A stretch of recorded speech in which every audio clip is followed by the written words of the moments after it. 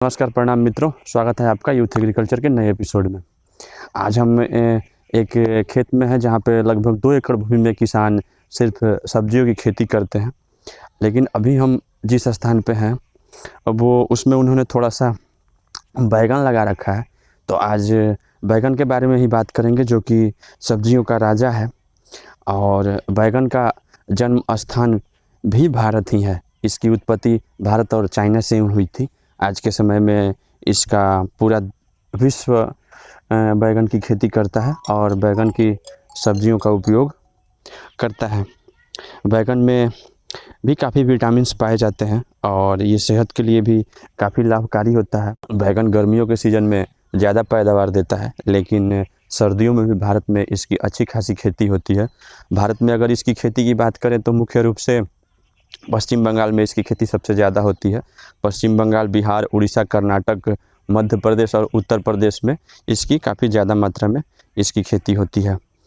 तो हम बात करेंगे कि किसान अगर इसको लगाएं, बैंगन की फसल को अगर किसान लगाते हैं और उनको अच्छी उपज इससे चाहिए तो उसके लिए क्या करना चाहिए, किस तरीके से वो बैंगन की खेती करें तो इससे अच्छी उपज पा सकते हैं। सबसे पहले हम बता दें कि बैंगन की जो वैरायटी होती है वो मुख्य रूप से 2 प्रकार की होती है। एक जिसको हम लंबा जो बैंगन होता है, जिसको हम देहाती भाषा में उसमें जो छोटा होता है उसको सतपुतिया बैंगन भी बोलते हैं, और एक होता है गोलाकार बैंगन। इसकी साइज़ बड़ी और छोटी, बड़ी से लेकर के छोटी निम्न वैरायटी की निम्न साइज़ें इसकी होती है।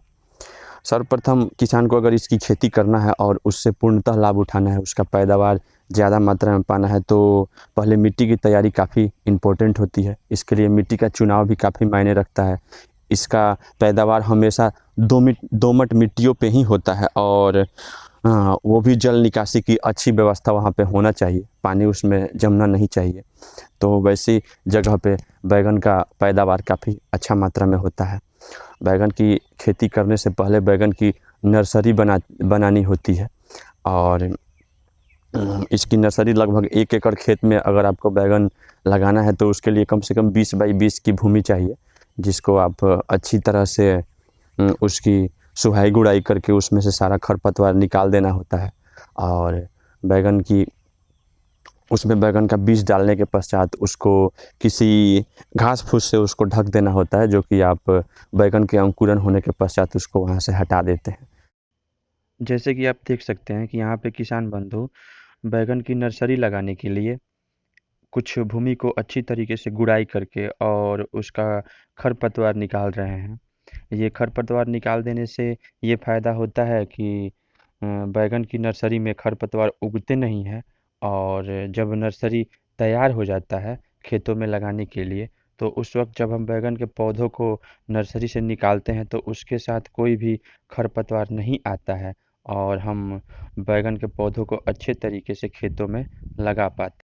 तो ये रह गई बात बैंगन की नर्सरी की। लेकिन बैंगन की मिट्टी तैयार करते वक्त इसमें खाद का भरपूर मात्रा होना ज़रूरी है। इसमें उर्वरक काफ़ी ज़्यादा खोजता है। ये आप पे डिपेंड करता है कि आप इसकी जैविक खेती करते हैं या इसकी रासायनिक खेती करते हैं।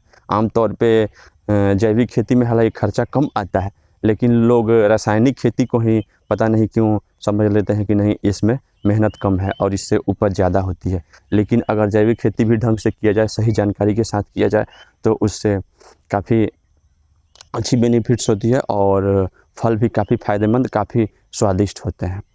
तो हम जहाँ पे हैं वहाँ का बात करेंगे और यहाँ पे अगर आप मिट्टी तैयारी करते हैं तो सबसे पहले 1 एकड़ खेत में कम से कम आप 10 टन गोबर डालें। 10 से 15 टन, अगर 20 टन तक हो जाए तो काफ़ी ज़्यादा बेटर है।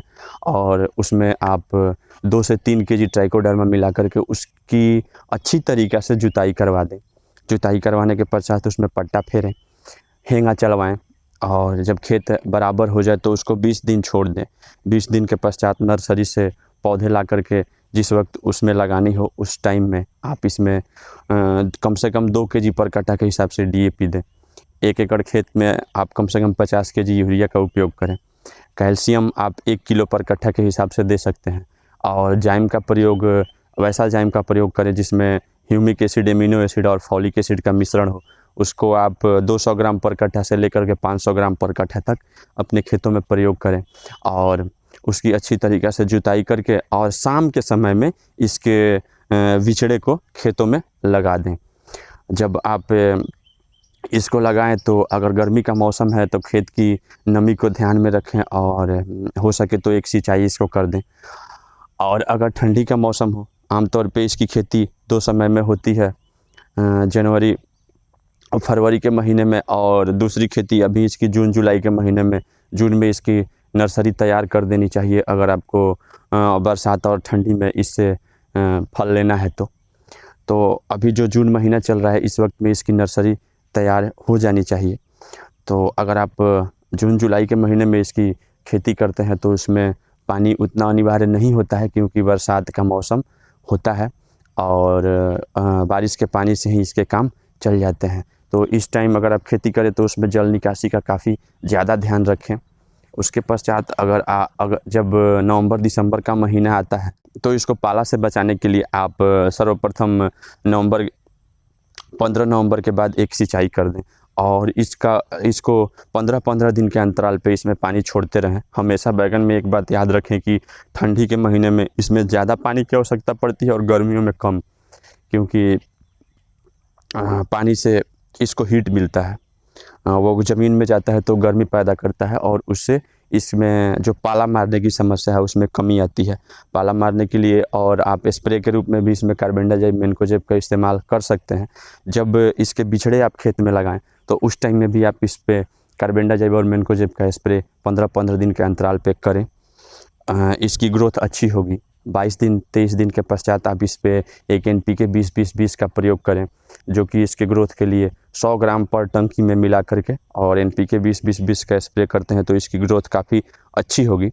और जब ये फल पे आ जाए तो इस पे नियमित रूप से बोरान का इस्तेमाल भी करना चाहिए स्प्रे के रूप में। उससे फल में शाइनिंग आता है, बैगन आपका चमकदार होगा और साइज़ भी काफ़ी अच्छे होंगे। उसके पश्चात इस पे ध्यान रखें कि इसमें सुंडी लगती है। इसके पत्तों में जो होता है पत्ता चूसक मक्खियाँ होते हैं और इसके तनों में कई बार हमें देखने को मिलता है कि इसके तनों में तना छेदक कीट भी लग जाते हैं। तो जो तना छेदक कीट हो, अगर तना छेदक कीट लगे होंगे तो यहाँ पे आपको अगर ये जो जैसे ये तना दिख रहा है तो अगर इसमें तना छेदक कीट लग जाएंगे तो यहाँ पे पत्तियाँ मुरझा जाएंगी और जब आप इसको तोड़ के देखेंगे, इसको जब आप तोड़ेंगे तो यहाँ पे आपको कीट मिलेंगे जो कि तना के अंदर घुस गए रहते हैं। तो उस तना छेदक कीट के लिए आप साइपरमेथ्रिन का प्रयोग कर सकते हैं। साइपरमेथ्रिन 25% का प्रयोग अगर आप 25 ml पर टंकी पानी में 15 लीटर पानी में मिला करके अगर आप करते हैं तो उससे तना छेदक कीट मर जाएंगे। बाकी आप जो फल चूसक कीट जो चेपा होता है उसके लिए आप लेमडा का प्रयोग कर सकते हैं और इमिडाक्लोप्रिड, लेमडा, साइपरमेथ्रिन इन सब रासायनिक दवाओं का प्रयोग आप नियमित रूप से करते रहें तो आपके बैगन में कोई कीट नहीं आते हैं। इसके अलावा ग्रोथ के लिए आप 20-20-20 पे का प्रयोग भी कर सकते हैं। अगर बैगन का बढ़ाव ज़्यादा हो गया हो और फल फूल कम हो तो उस समय में आप इसमें प्लानोफिक्स का प्रयोग कर सकते हैं। 4 ml प्लानोफिक्स पर टंकी के हिसाब से मिला करके स्प्रे करने से बैगन का ग्रोथ सीमित रहेगा और फलन फूलन ज़्यादा होगी। और इसके अलावा इसमें और कोई प्रॉब्लम तो आता नहीं है। इसकी निराई गुड़ाई समय समय पे करवाते रहें ताकि इसमें घास नहीं आए।